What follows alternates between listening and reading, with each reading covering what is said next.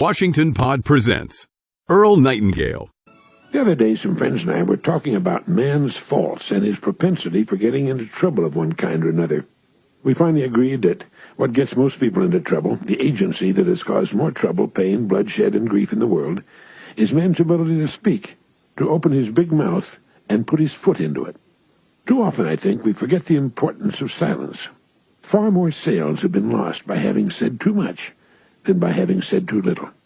I heard a speech in New York City one time in which the speaker said, "The Bible tells us that Samson slew 1,000 Philistines with the jawbone of an ass. And every day, all over the country, 50,000 sales are killed with the same weapon." An excellent command of the English language is vital to the really successful salesperson, but he also knows when to turn it off, when to listen, when to simply sit and nod and look interested in what his prospect is saying, and to perhaps interject a word here and there calculated to keep the ball rolling. In my books of quotations, the wisdom of silence is given a lot of space. It seems that most writers, thinkers, and philosophers agreed that knowing when to keep silent is one of man's highest and most difficult achievements. In fact, of all the virtues, Zeno chose silence, for by it, he said, "I hear other men's imperfections and conceal my own." F.W. Robertson said, "A silent man is easily reputed wise." It's amazing but true that a person will advance farther faster by sharply limiting what he has to say than by trying to show how much he knows by talking too much.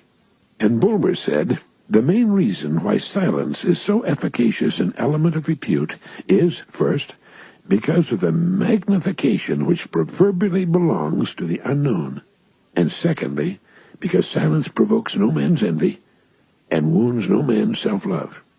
Makes sense, doesn't it? Most of the embarrassing moments we can remember and the pain we've inflicted on others and ourselves have come about because we didn't have enough sense or self-control to merely keep silent instead of speaking.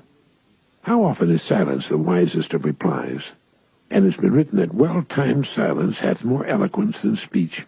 And a silent man's words are not brought into court, and a slip of the foot may soon be recovered, but that of the tongue, perhaps never. And again, he that can rule his tongue shall live without strife, and if you don't say it, you'll never have to unsay it. Refusing to be embroiled in an argument is the way to win it every time. We're noisiest when we're little children. Gradually, as we grow into maturity, our sound should lessen in both definitions of the word volume. Here's another.